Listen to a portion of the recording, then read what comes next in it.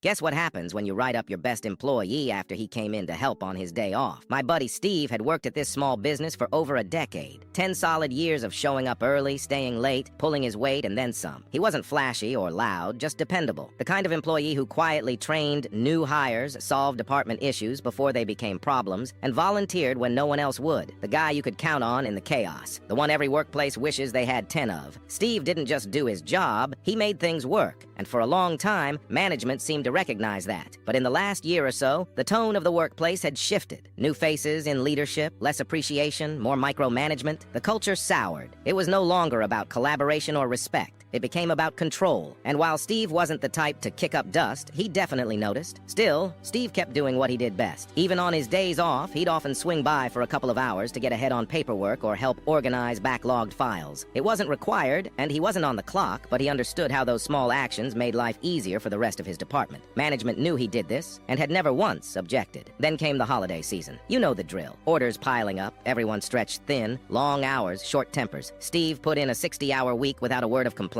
He had 2 days off coming. He could have spent them on the couch, but instead, he drove back in on day 2 to help clean up the mess everyone else was too buried to handle. It was mid-afternoon, and Steve was wrapping up when his manager stormed over and barked at him to stop screwing around and get back on the floor. Steve calmly reminded him he wasn't on the clock, just lending a hand, and that he'd be out of there in 5 minutes. But the manager wasn't hearing it. "Get your ass back out there," he snapped. Steve didn't flinch. "Not happening. I'm going home." The next morning, Steve was called into the office, scolded like a teenager, and handed a write-up for insubordination. Management expected him to take it. Maybe they thought he needed the job too much. Maybe they just forgot who they were dealing with, because Steve, he was done. He took the write-up without a word, signed it, and handed the paper back along with a sealed envelope. "What's this?" his manager asked. Steve smiled. "My 2 weeks' notice." It was like watching a light switch flip. Suddenly, the manager was backpedaling, trying to soften his tone. He asked Steve to stick it out through the holidays, said it had all been a misunderstanding. He even dangled a raise. Then the department head came in. More apologies, bigger offers, a fresh title, whatever it would take to keep Steve on the floor. But it was too late. Steve didn't raise his voice. He didn't need to. He just said no. Because here's what they didn't consider. Steve didn't need them. He was financially solid. His wife made great money, and his industry was in high demand. He was also days away from becoming a first-time dad. The timing couldn't have been more perfect.